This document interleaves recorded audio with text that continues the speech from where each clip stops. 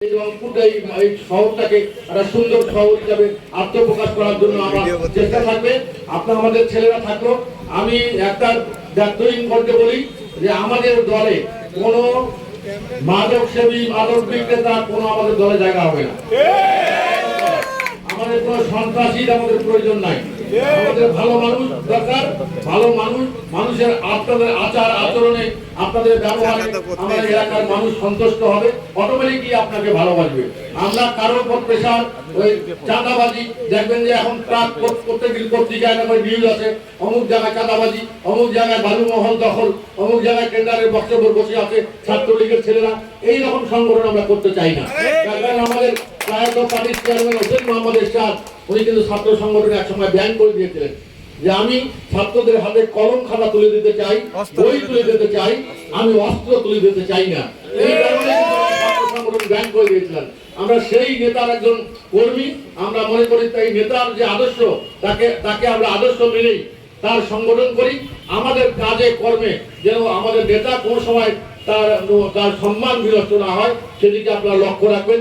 ইনশাআল্লাহ আপনাদের এই সংগঠন খারাপ মানুষের সংখ্যা খুব কম, সমাজে খারাপ মানুষের সংখ্যা খুব কম, কিন্তু খারাপ মানুষকে মানুষ ভয় করে কিন্তু সম্মান দেয় না।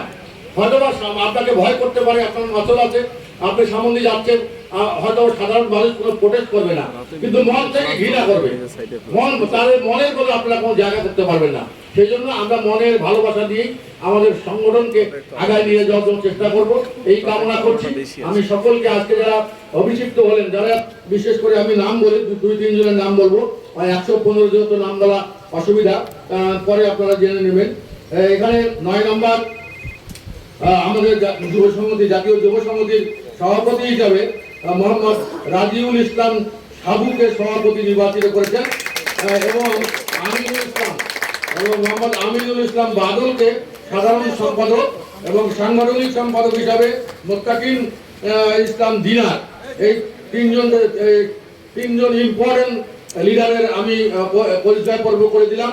বাকি 115 জন মধ্যে 112 জন আছে লেখা, এটা করতে সময় লাগবে, সেহেতু আমি করতে চাই না।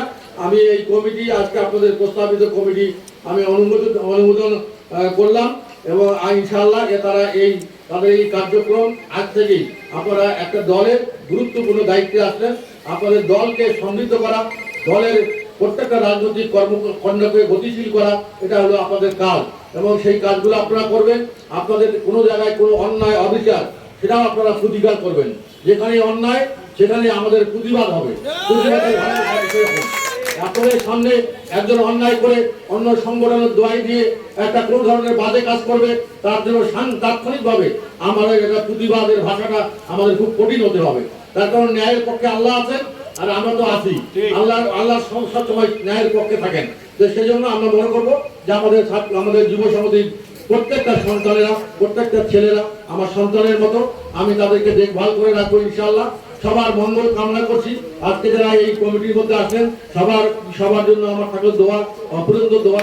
আপনারা এগিয়ে যান, আমার দলকে সমৃদ্ধ করেন, দলকে জাতীয় পার্টিকে রংপুর সিটি কর্পোরেশন মহানগর এলাকায় জাতীয় পার্টির একটা দুর্ভেদ্য ঘাঁটি হিসেবে তৈরি করার জন্য আপনাদের বলিষ্ঠ ভূমিকার যথেষ্ট প্রয়োজন আছে বলে আমি মনে করি। সেহেতু আমাদের এই যুব সংহতি, ছাত্র সমাজ, স্বেচ্ছাসেবক পার্টির প্রত্যেকটা অর্গানাইজেশন, প্রত্যেকটা সংগঠনের ভিত্তিকে যদি মজবুত হয় তাহলে সব যুদ্ধে আমরা বিজয়ী হব ইনশাআল্লাহ। সবাই ভালো থাকেন, সবার শুভ কামনা করে আমি আমার বক্তব্য শেষ করছি। আল্লাহ হাফেজ। আসসালামু আলাইকুম রহমতুল্লাহ। হিন্দু ভাইদের প্রতি আদাব।